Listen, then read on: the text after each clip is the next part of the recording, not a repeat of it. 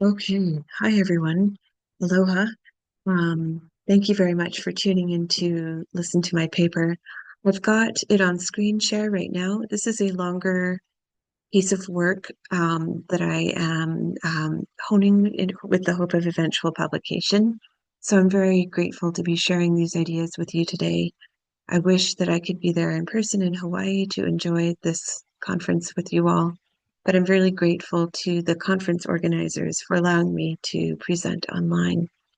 The title of my paper, Indigenous Epistemologies in the Epic of Gilgamesh, is meant to point to a language-focused approach to reading and interpreting and translating the epic, um, which focuses on individual cuneiform signs and the stories that those signs can tell through all the different potential meanings of those signs. I am a scholar of Indigenous studies rather than an Assyriologist, although I think there's, of course, some overlap there at times and in places. But the reason that I am so interested in, or have come to be so interested in reading the Epic of Gilgamesh in this way is because when I first started teaching it to my undergraduate students, who also, most of them were not literary studies majors, I realized that the kind of traditional academic account was insufficient to explaining the epic's depth and complexity. The traditional account being that it was forgotten and totally lost. Um, the story, the language, the writing system, and the culture. Rather, I find examples of these ideas present in more contemporary Near and Middle Eastern stories in a way that has allowed me to return to the ancient version of the epic and read with new eyes where I'm looking for some of the philosophical wisdom being encoded into the epic.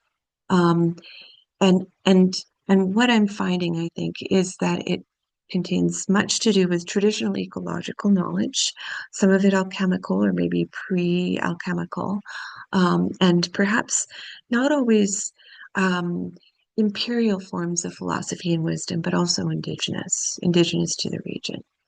So as I'll just read through parts of my paper and share the parts that I think are most salient that I'd love some feedback on.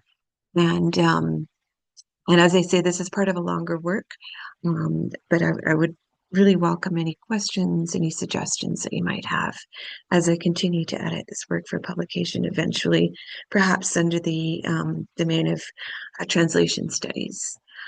So as a scholar trained in Indigenous literary studies in North America, I've come to read the Epic of Gilgamesh as I do Indigenous oral literatures per elders' teachings, as a philosophical enactment of relationality between animate entities bound by ontologically multivalent language that comes from the land to tell stories that are in themselves alive and which give life.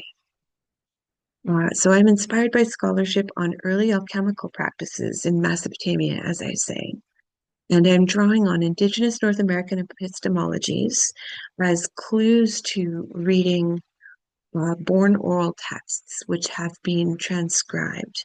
And by born oral texts, I mean ones which have been retold orally for maybe time immemorial and therefore have encoded into them certain necessary kinds of wisdom and philosophy and knowledge.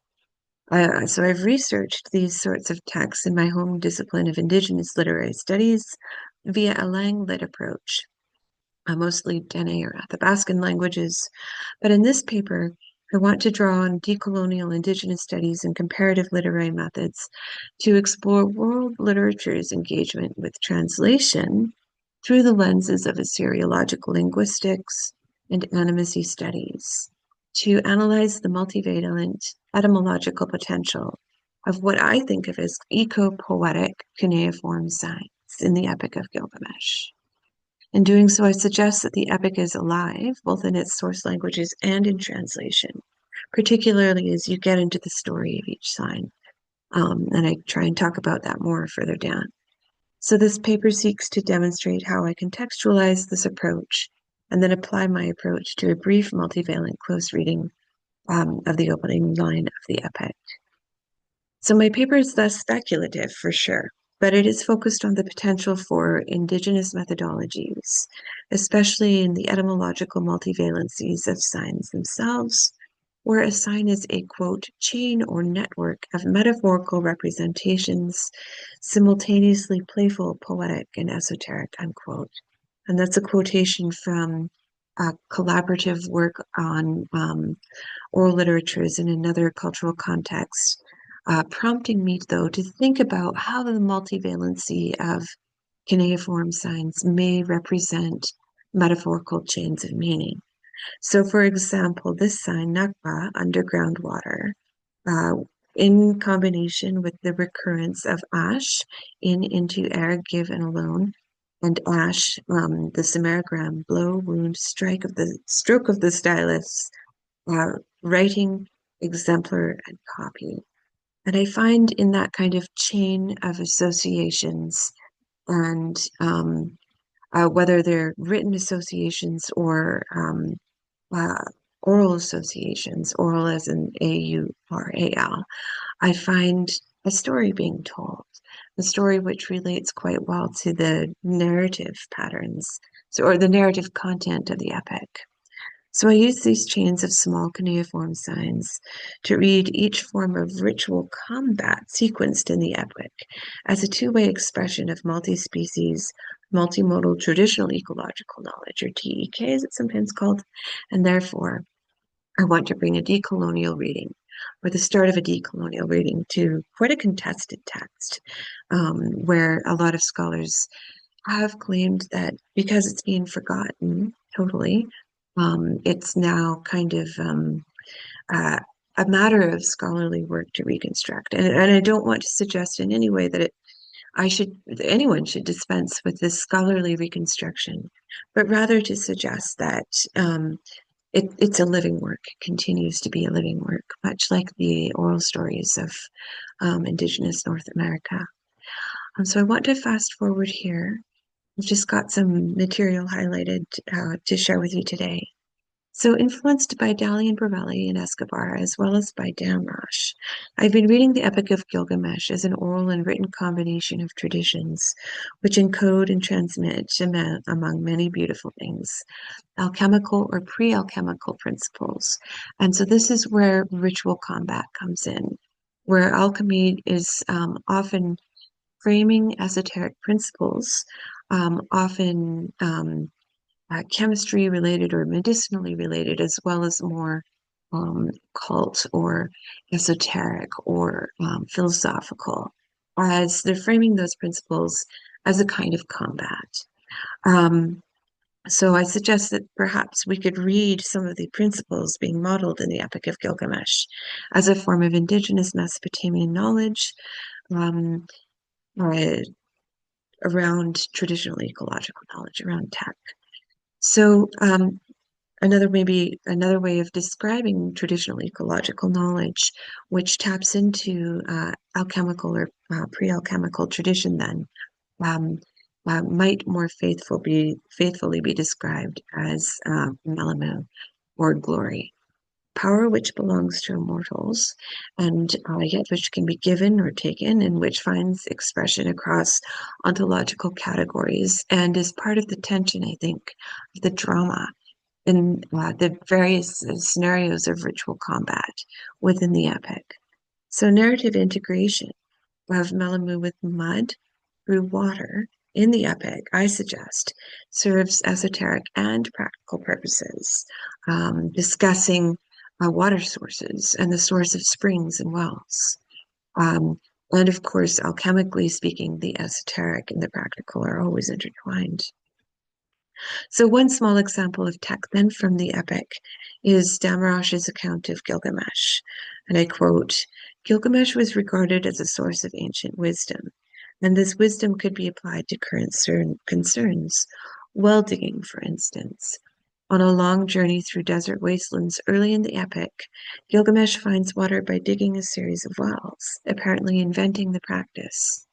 Facing the sun, they dug a well, they put fresh water into the water skins, unquote. So I'm just got my eye on the time. I want to suggest that the connection between mud and um, and glory is perhaps a little bit more direct than we might initially imagine. So I would suggest that mud, although perhaps counterintuitively, um, may serve as the material object, mediating and permitting the mediation of the parity at opposite powers of the flood, the Great Flood in the Epic, or before the Epic, which is a major disaster in Mesopotamian cosmologies, and the deep, a major source of power, life, and renewal. So I want to read the incarnational expression of Melamu or glory in its abstract sense of an aura of power as an iterative, symbolic, and ecological exchange between flood, which is disaster, and the deep, which is the source of wisdom and the source of drinking wells. So it's kind of like a combined metaphor or a chain of metaphors. The deep is the flood contained, but released. It released as a practical source of water, and which can be tapped into as a metaphorical expression of wisdom. Um, so I do want to kind of frame my speculations within the notion, a decolonial notion um, developed by Mignolo, the decolonial notion of border thinking, where border thinking is, quote, an analytic term or an analytic derived from coloniality, but also a way of being in the world, unquote, where, quote, by knowing how we can be classified, the place we can occupy in the colonial matrix of power in relation to the classification and hierarchy that is racism and genderism, unquote, can be changed. So kind of by recognizing our limitations, we can begin to work towards overcoming those limitations in a way that I think recognizes that some of those limitations will simply be conceptual. It may not just be issues of racism and genderism, but also issues of a monocultural background, for example. So I want to suggest that by embracing border thinking, I can exchange with the meanings offered by the epic, engage with the meanings offered by the epic, both in translation and its textual fragments and the cuneiform sources. So then just to move forward through the paper again that I'm kind of working on, and I'm going to, for the sake of time, um, uh, skip straight to an example so that you can see a little example of what I mean. Um, so I'm fast forwarding past the stuff on ANSI, but let's take a look at, and I can share my sources if anyone is curious, but let's take a look at a close reading of the first line. And so, Cha Nakba Imaru Lushe Di Mati is one rendering of the first line. Translated, he who saw the deep, the foundation of the country. If you start to look at each of the signs, it's quite remarkable just to see the multivalent potential and the kind of the chains of metaphorical meaning that I'm talking about. So Shah, glossed he who, can also be, so I'll just go forward to kind of the Akkadian logogram and the samarogram readings that the sign can suggest. It can be translated in medicinal plant, man, humanity, sorcerer, alone, primeval man, purification priest, constellation, female brewer, brewer, stick branch, chariot, bow, grappling hook for wrestlers, animal fatter, food offering, head, purchase, old person, horse trainer. I'm going to stop here because I don't want my presentation to go on too long. But I do want to say that when you look at all of the different meanings packed into that one simple sign, I hope that you'll be able to see a little of what I'm talking about.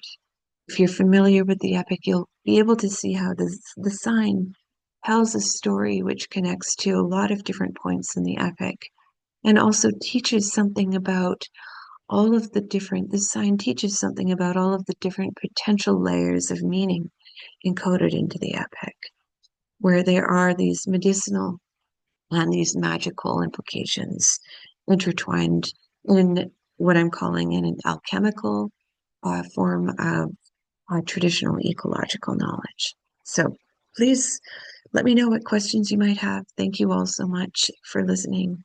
Hello. Thank you. Gracias from New Mexico. Thank you.